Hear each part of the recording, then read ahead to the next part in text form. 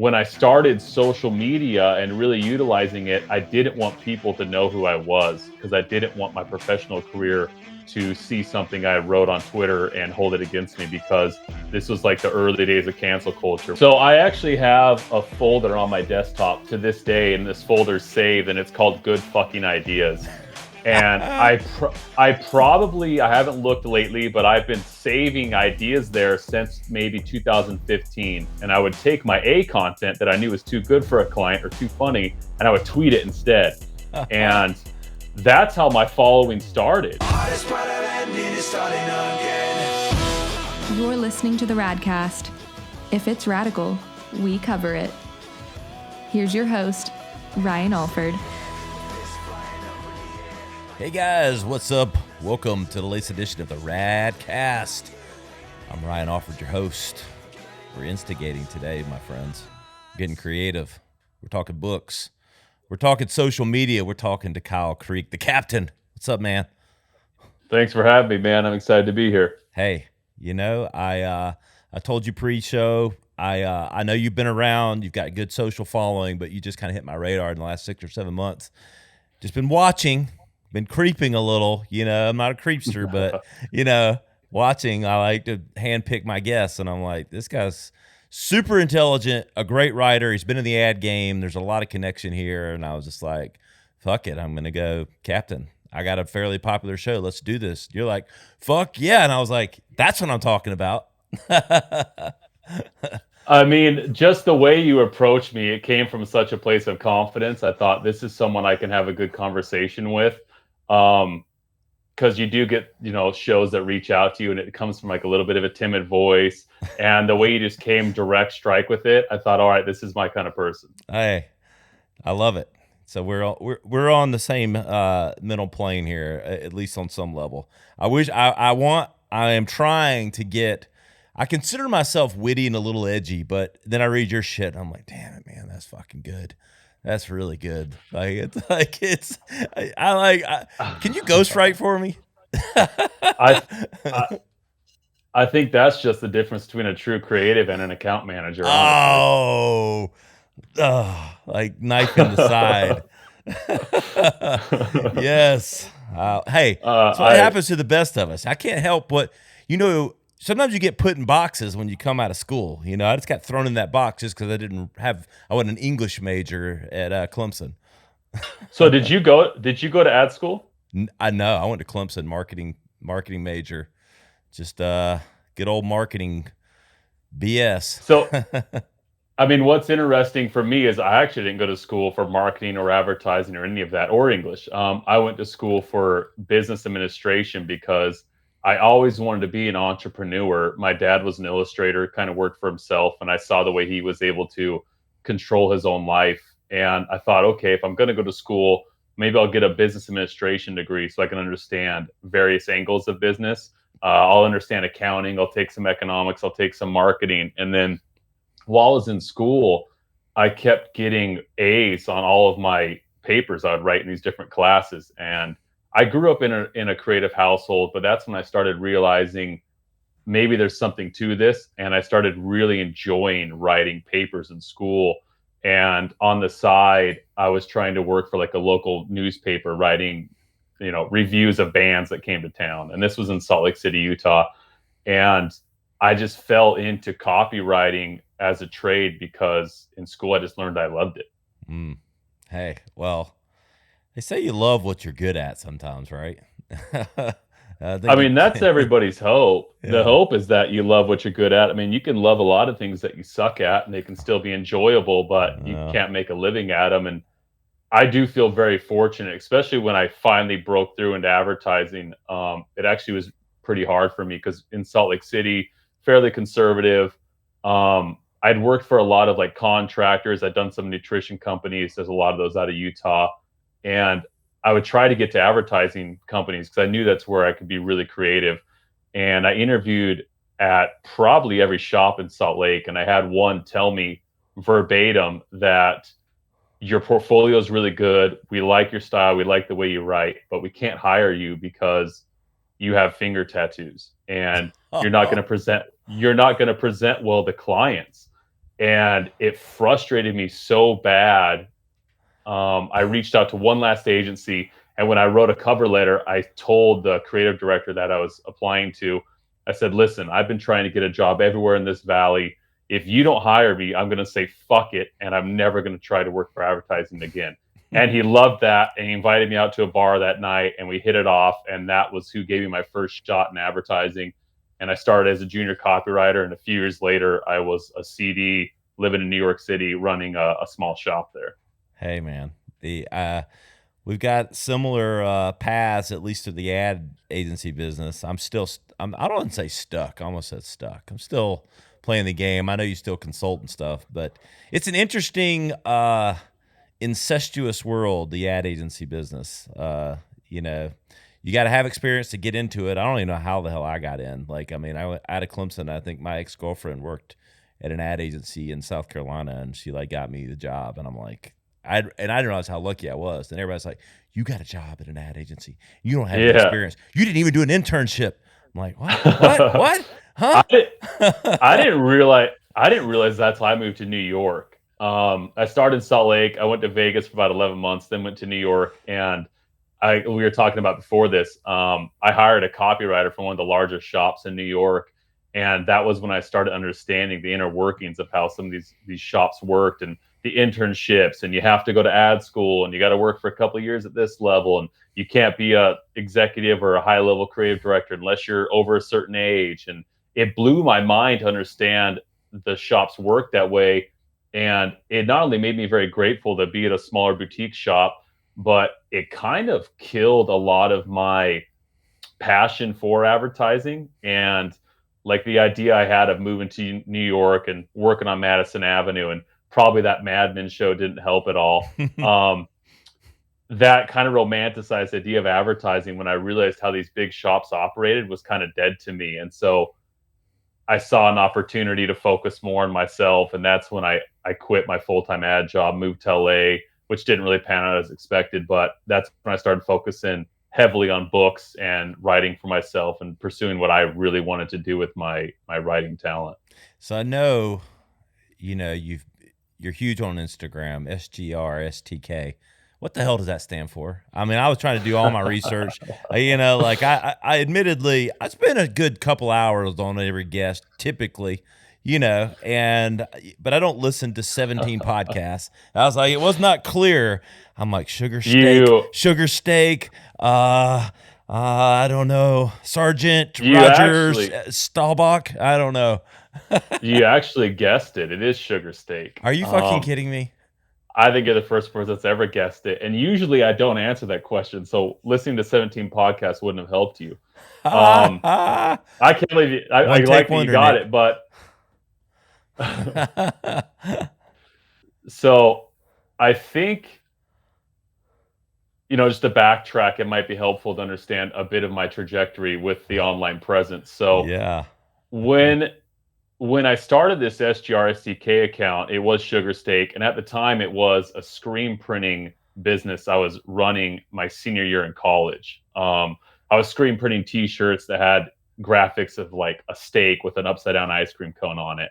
And just that whole opposites attract kind of thing. It was my first, I'd say, real foray as like a creative director. And it was fun. It was something I enjoyed doing. I had a decent online presence. And when I got into my first advertising job, I was so stoked to finally be getting paid decent money as a writer that I was paranoid I'd fuck it up. And so when I started social media and really utilizing it, I didn't want people to know who I was, because I didn't want my professional career to see something I wrote on Twitter and hold it against me, because this was like the early days of cancel culture when you could get severely, backtracked over something you tweeted 5 years before. And so I kept the SGRSTK handle from my screen printing business, and I started it on Instagram, and I started it on a couple other platforms.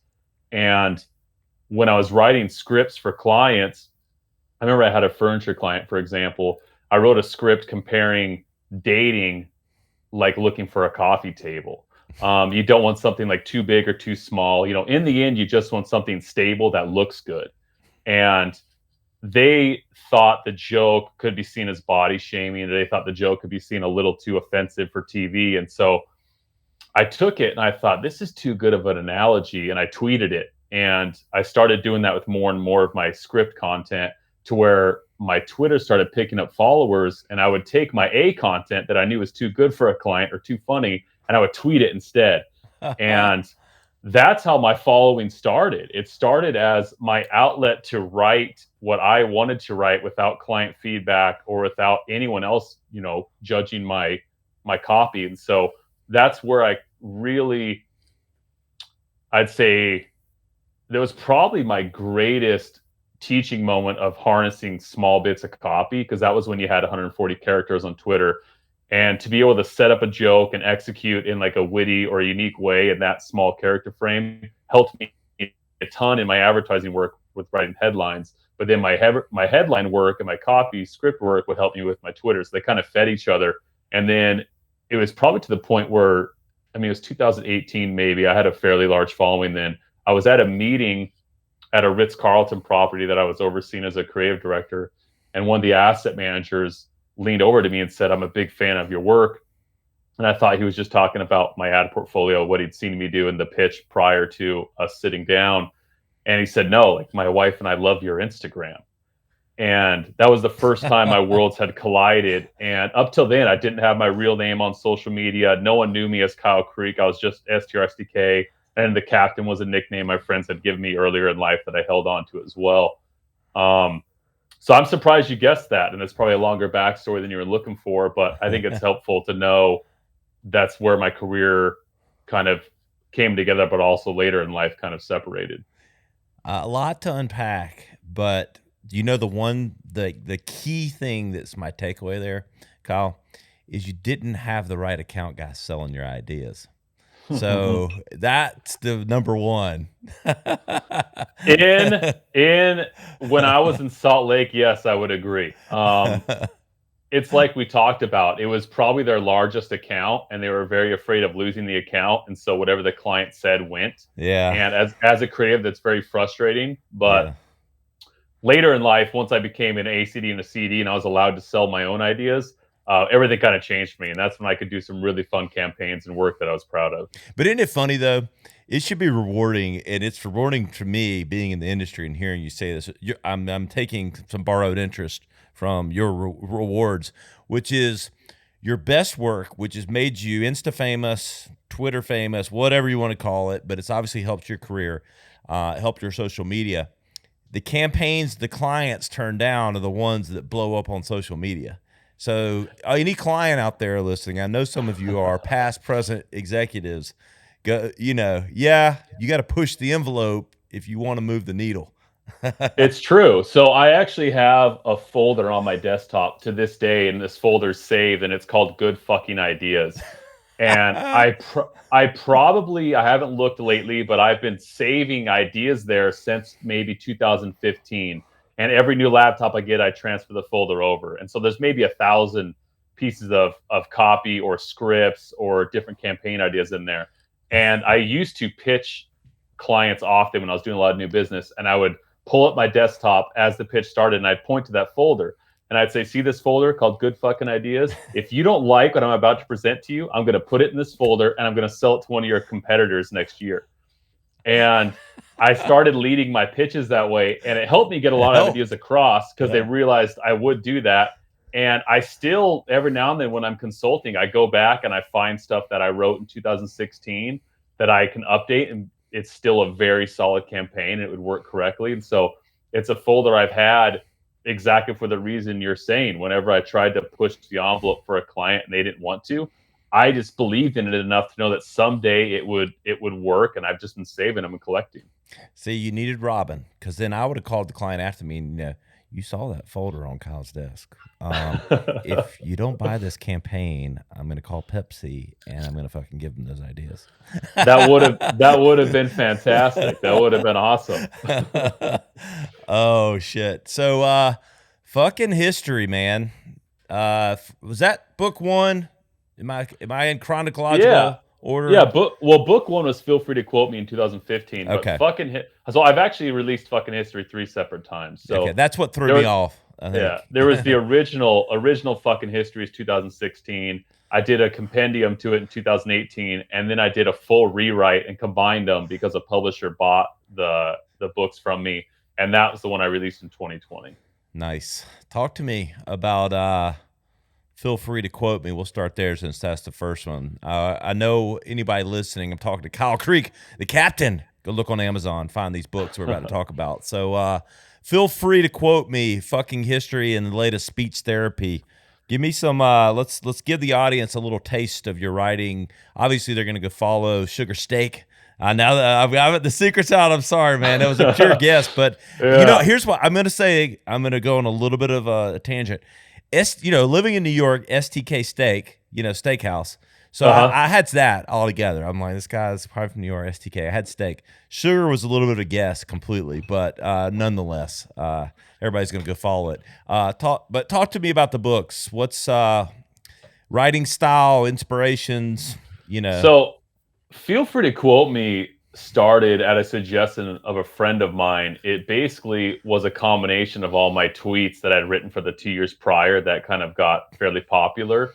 And I was more or less wanting to mock those quote a day books that were popular at the time. And I was like, I'm going to write a quote a day book, but it's going to be really vulgar jokes and just all my most ridiculous tweets that also might have some pretty solid insight to them. I'm just going to combine into a book. And so I put it together fairly quickly. I had one of my art directors at my agency at the time lay it out for me, and I self-published it. And it sold so well that month of release, I made more than I would have made my salary at my job. And that was with minimal kind of promotion. And I was like, holy shit, maybe I have something here. And so the next year with fucking history, fucking history was kind of just a compilation of an ongoing Instagram series I used to post on Sundays. I called it Sunday School, and I would just share a really random historical fact or a story about someone in history who had done something ridiculous or motivating, and I would rewrite it in my own words and interject a lot of jokes and humor to make it entertaining but also memorable. And so fucking history I combined into that. I had the same art director help me illustrate it. And that's the book that really took off for me. That's the one that got the attention of publishers. That's the one that started getting TV producers reaching out to me wanting to turn it into a show. And that was when I started taking my writing career more seriously than my ad career. And my personal writing became much more important to me. It was not only paying my bills, but it was enjoyable. I could write what I want. I could interject as much humor or insight or just random ridiculous bullshit that I would never get away with on a script. I could write into a book. And so that book probably is the most pivotal in my career. And then speech therapy, the one I most recently did, it was a book that I wanted to write in 2017 when I first moved to New York.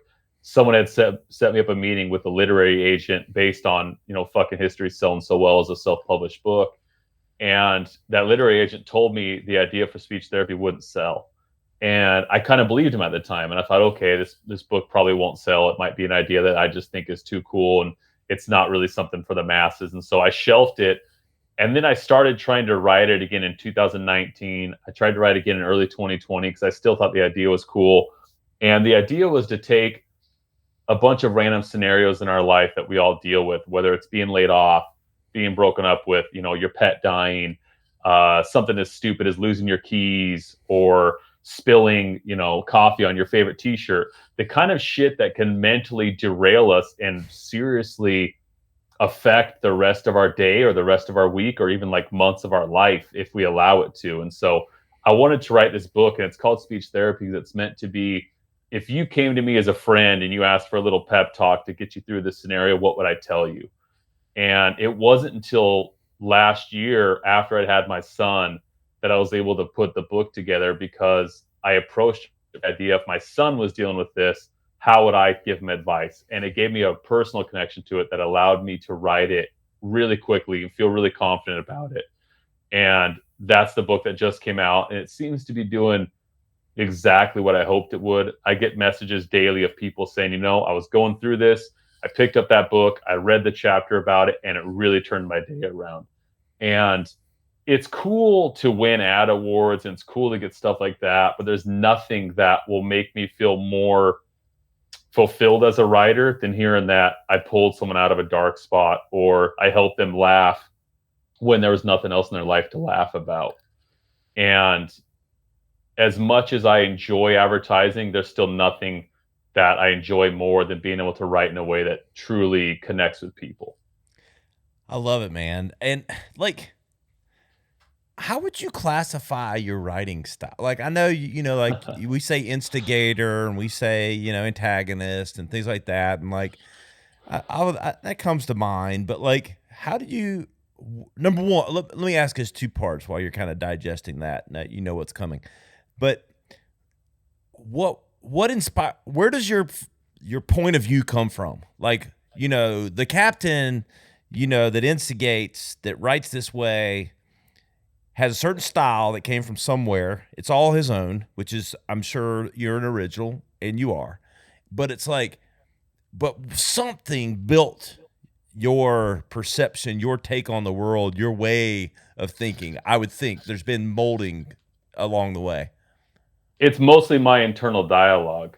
Um, I've talked about this many times before, but a lot of my tweets, especially the ones that talk about, how to deal with a scenario, are advice to myself, or they are written based off something that I directly went through.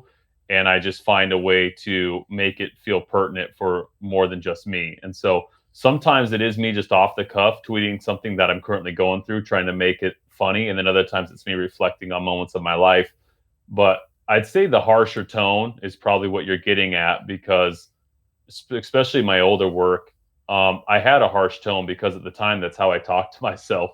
And I've softened as I've become a dad, and I've softened as I've become older, because I realized that actually was starting to do more harm for me than good. But I think the way I was raised helped shape a lot of my view of the world, because I was raised in Utah. I was raised LDS. I was a Mormon. Mm-hmm. And growing up, I felt very suppressed and I felt very censored. And I felt like I had a very constricted view of the world, because everything was viewed through this lens of the religion. And if I was going through something as a teenager that all teenagers go through, and I wanted advice from my parents or advice from one of my leaders, I would always receive the answer in the form of, you should go look this up in the scriptures, or you should pray about it. And it drove me crazy, because what I wanted at that time was to have a human talk to me as another human. And it made me feel very misunderstood, and it made me feel alone. And as I got older, I pushed back hard on organized religion, and I stepped away from it completely. In my early teenage years, probably 16, 17, I was out of it completely. I wanted nothing to fucking do with it, and I rebelled very hard against it. And so for many years, my primary fuel in life was trying to prove to my family I didn't need their religion to be successful. I didn't need their religion to be happy. And so that would probably be where some of my harshness came from, because it came from a rebellious energy. And the other side of that is I wanted other people to not feel alone, because I had felt that way for so long.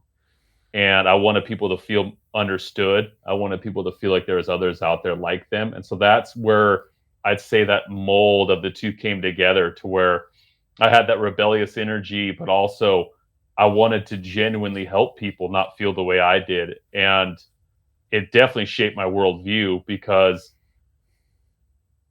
I felt so constrained by religion. I opened myself up to a lot of things earlier to try and make up for lost time.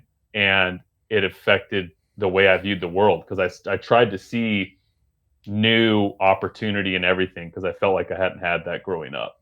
Yeah. I mean, and you gave up on having 6 wives at a time. I mean, geez, it's hard to give that Dude, up, isn't it?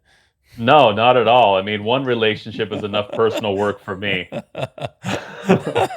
I had to dig on the only bad Mormon joke I have, I guess. Yeah. The funny thing about that is that's actually it's funny because it's actually not what Mormons believe.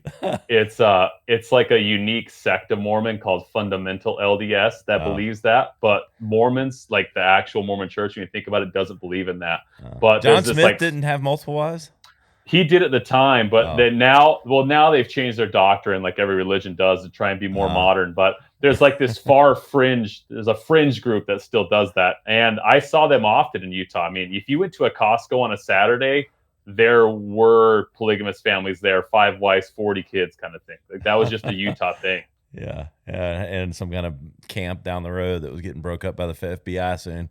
Um, Well, the real problem with them is the child labor because what they'll do in Utah, for example, is they'll take all their teenage boys and they'll have like 15 of them and they'll go bid on construction contracts and they'll underbid all the contractors because they don't pay their kids to work. And oh, so they'll get contracts to, do a lot of commercial work by employing their kids. So that's the big frustration with them in that state. that's the frustration I have with religion in general. That Dude, like like it's like that's okay, like that's very biblical, yeah, Um, I have organized religion and me will never see eye to eye. yeah, I understand some people it helps them go through life, and I think everyone kind of needs something to believe in. And if that's yours, I get it. But like you're saying, for me, I feel organized religion is largely predatory, and it's just something I can't ever support. yeah. But I'm gonna back up, man. I had to throw my bad Mormon shit in there, but in all seriousness, like we need more voices like yours. Like number one, that are raw and real, but like that aren't afraid to call out like both sides. Like it's like we've become so everything's like A or B, black or white, whatever. When in reality, it's really a lot more gray, And it's like we've gotten scared to play in the middle or whatever, and that's what's been enlightening for me about your writing. And now hearing you talk, I kind of understand where that perspective comes from, and it's just I don't know, it's refreshing. I appreciate that because that really has been an intentional choice of mine, especially going into 2020. I talked about this on a podcast at one point. As a writer, I understand the power of the word. I understand what you can do with a well-crafted argument. And I remember in early 2020 seeing the kind of fear mongering that other writers were doing. And some of them were peers of mine. Some of them were people I knew in New York that worked for some of these papers.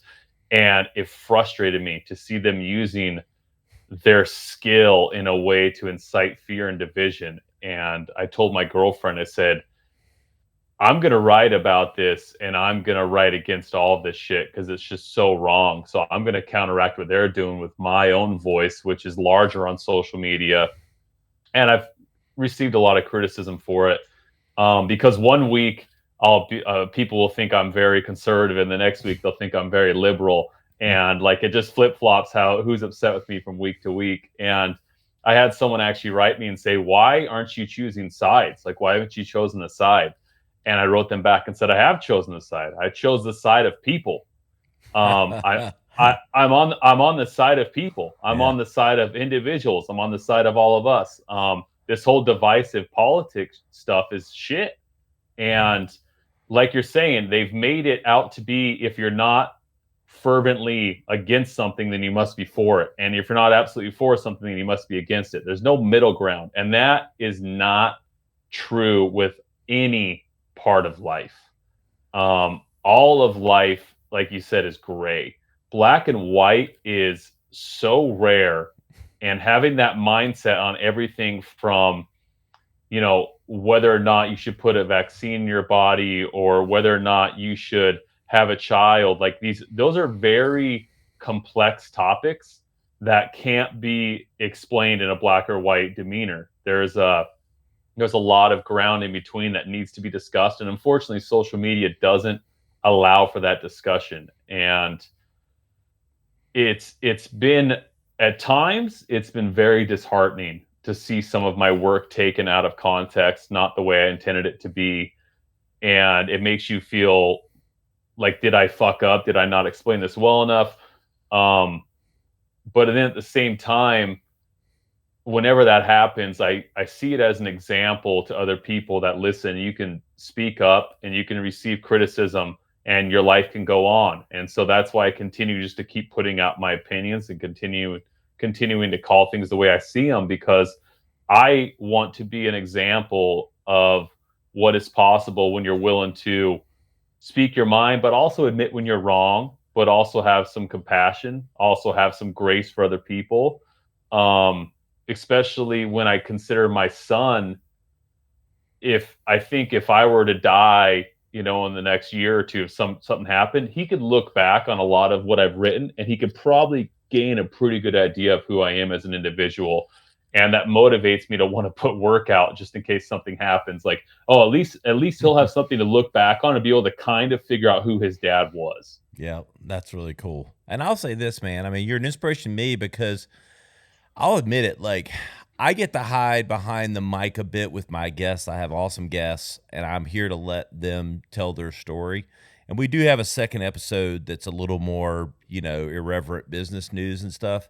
But I've kind of shy away from like taking hard stances, not because I really give a shit, but it's more because I don't want to alienate. Like I try to, I think if someone asks me what my message is, it's positivity. Like I just want to Mm-hmm. be positive, and like I don't feel like I can be positive when people are gonna take something I say and put me in one box or the other. You know what I mean? And so I I take inspiration from guys like you that are clearly like in one sentence like, oh yeah, he must be conservative, oh no, he must be liberal. Like I appreciate that because my mind works much in the same way. I consider myself very middle of the road from a politics standpoint, and it's just because I'm fucking think everything's great. Like I mean, I believe in this on one hand and believe that on the other, and I'm like, it usually puts me in the middle, but it's hard to voice that in a way without being polarizing, you know. I think the majority of people would describe themselves the way you describe yourself. Most people would say they're in the middle. And as far as the positivity aspect, there is times when I felt, damn, like my page is getting really negative because for like the past week, all I've talked about is very heavy shit. Right. And I have at times thought, wow, I need to just like write a joke or something to lighten this air on this page right now. But there's a time for positivity and there's a time for just practicality and realism. And I've made the decision, as I just kind of talked about, that I'm always going to try and be the most authentic version of myself. And there are times when I'm not positive. There are times when I'm thinking about something so deeply that I do feel very negative about it. And especially what happened the past couple of years, there's a lot of people deep in the hole. There's a lot of people dealing with shit that wasn't fun or lighthearted. And I wanted to help them feel understood by addressing it and by talking about the things I was talking about. And also, from the advertising side of things, I know the way that advertising works, and there's just so much blatant bullshit and so much misconception, and there was so much deceit being ran through the media that I felt it was my responsibility as someone who has worked on the inner workings of that to call it out and to let people know that you can still have a free thought, you can still be an individual, you can still voice your opinion, and some people aren't going to agree with it, but that doesn't mean you're a bad person. I think the majority of people are afraid of being labeled as a bad person. Most people in life want the same thing. They want to be happy. They want to contribute. They want to be someone that is seen as positive and fun to be around. And when you feel like an online mob is labeling you as someone that's, a baby killer or a grandma murderer, or you're just a bad, selfish person, like that hits people's egos, and it also hits their core of their spirit, where no one really wants to be that. And that's the fear mongering and the kind of stuff that I talked about earlier that caused a lot of people to censor themselves. And I just talked about this yesterday on Instagram. Probably the leading cause of depression, in my opinion, is faking who we are. Yeah. Either we're living a double life, or we're faking who we are in terms of belief. We're faking who we are in terms of who we align with. And when you try to live a facade for so long, it will mentally deteriorate you. And I had that situation happen to me in 2019, and I know what it's like to try and live a fake life. And a lot of people were kind of forced to do that, or at least they felt forced to do that. And there's going to be a long curve of mental health pulling out of this. Yep. I think you're right. I think mine is more like I think I swallow the negative and just like and not to be fake, but it's like I sometimes I go through my feed and I'm like, damn, just like I almost like just want to be I don't want to be a fake light, you know what I mean? But I do want to be a light, you know what I mean? And so like I have struggled with finding the side of not being fake, but I'm generally positive. Like I just find I say this and I say it because I've watched depression done it. I don't I think that I've been depressed like 1 month in my entire life. I really believe that. I don't know why. It's not because I'm not human or something, but I haven't struggled with that because like I just forward. Like I'm just like, nothing looking behind, all it does is give you a pain in the neck. And like I just live that way, Yeah, you have the right mindset. And I don't know if you've read the book Man's Search for Meaning by Viktor Frankl. But he was a concentration camp victim, and he actually was a psychiatrist before getting put into a concentration camp. And so when he was there, he viewed everything from a psychiatry lens. He wanted to analyze why certain things were happening.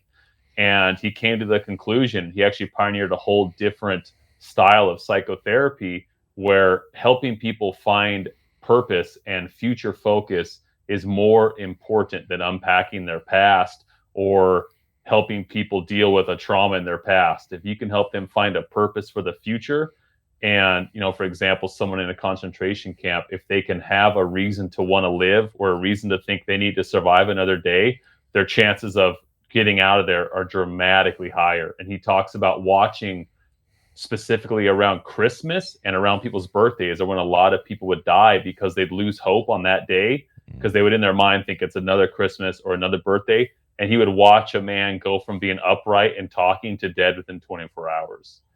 And you have that, it sounds like, where you have that purpose and that future focus, where I have that most of the time. But also as a writer, I think it's a double-edged sword because a lot of my work comes from ruminating on things. A lot of my work comes from, I like to look back, I like to analyze, I like to think of how things came to be in order to give myself something to write about, and also in order to help with my perspective. And in 2019, leading up to that, I had been running an advice column called Dear Captain. It was essentially like Dear Abby for a new age. And I've been running it for about 3 years. And the mental toll that took on me, because people would write me in some very heavy, depressing stuff. And I felt the need to try and help everyone. I felt the need to respond to every email. I didn't feel like I could leave someone hanging when they genuinely reached out for help. And that, combined with me leaving my advertising career and kind of feeling lost for a bit, just completely broke me down. I felt like I was trying to fill from an empty cup. I didn't have anything to really, keep me focused. And that was my first real depressive episode. And probably the greatest lesson I learned from that is not only having a boundary. It's why I no longer really interact with trolls on my pages. I used to love interacting with trolls. I used to love coming back with witty comments and ripping people apart. And then I realized that negativity would just carry me into the day. And if I did that before going to lunch, I'd have a miserable lunch, and I'd feel the need to check my phone to see how did this troll respond to me. And so I put a boundary up to stop doing stuff like that. I canceled my newsletter. I haven't done it since. And it seems to me like you have that same thing when you talk about the negativity online. Sometimes you have to have a boundary. It's okay to not feel like you have to speak out. I mean, not everyone's purpose in life is to speak out about everything. I just kind of feel like it's mine. At times, but that's why. But it's inspirational to me because I feel like I need to do. I'm never going to go as far, but I think we all need to do a little more and a little more. Just not because I'm not afraid to be me. Like anybody that gets on my podcast, anyone that comes in my building, anyone that deals with me, I think they know I'm a fucking real person. But the social side, which is it's just, I don't know. I just don't have time to put on. You described it perfectly. The cloak or the jacket of like the negative weight. Like I feel like it'd just be like, like a vest that I put on to lose some weight and run around the gym in, but yet I can't get it off of me. Yeah, it's like a weighted vest that comes with a chain and a lock instead of Velcro. Exactly. I could take that vest off Yeah. at the gym, but Well, because it would probably stick with me mentally too. it does. I think that's why I don't engage in it as much or start the fires, because it's like I know that, I'm fucking edgy enough, or like So it would bother me. you have to do what's called the post and ghost, where you just post and then you don't read the comments. Oh, Um, that's hard. That's I hard. do that more and more and more I hide lately, it and I on can, my feed. well, especially from you, from your angle too, because you're working in a digital agency, like everything's kind of feedback and metric driven, and so you want to see what people are saying.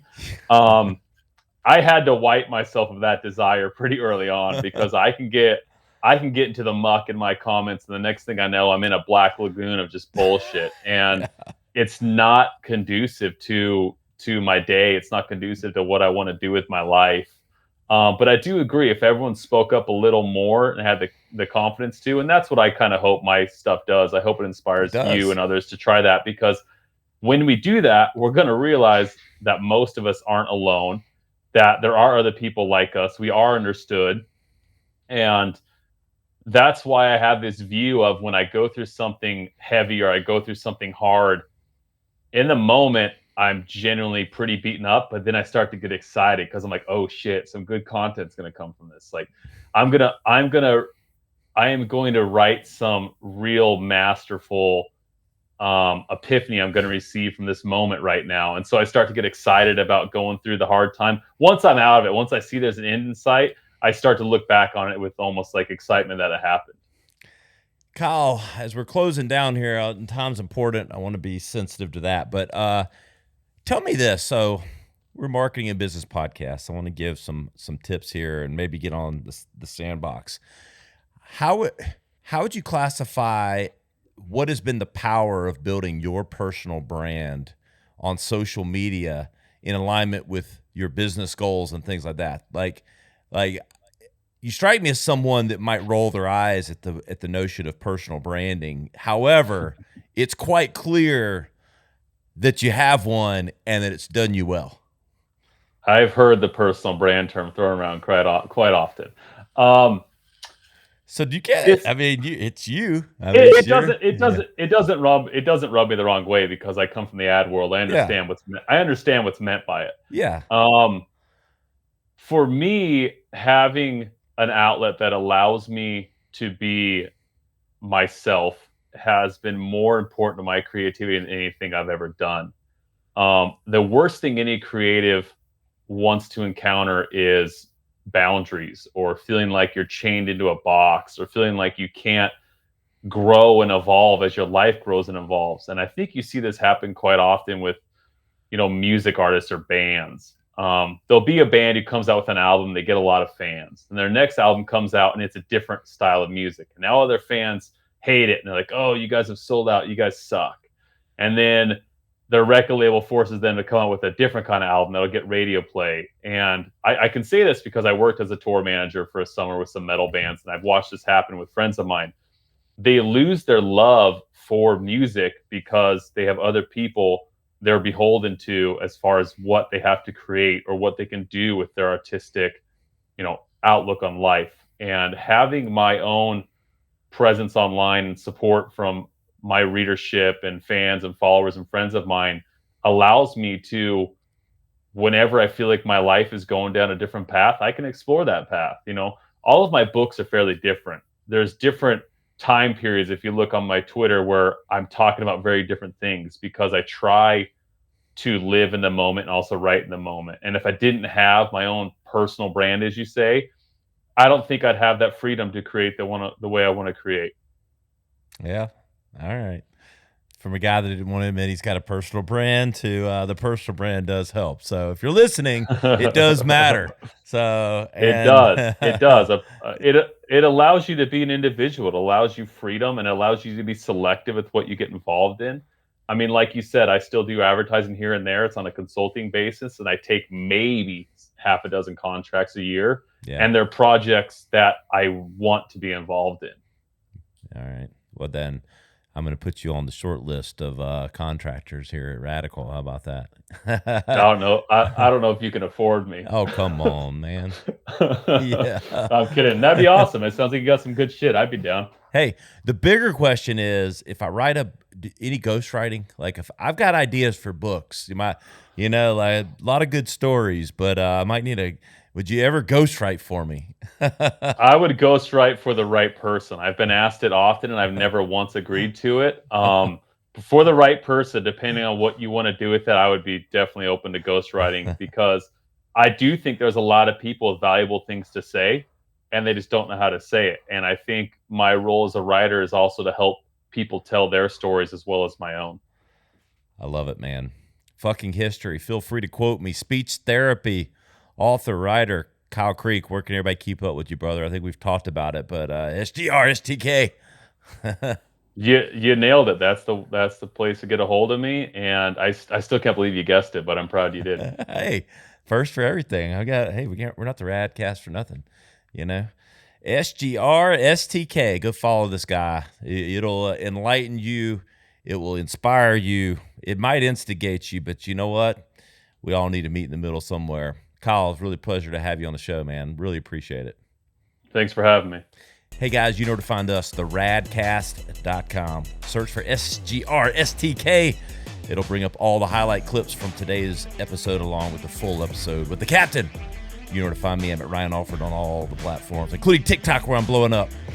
Go find me over there. We'll see you next time on the Radcast.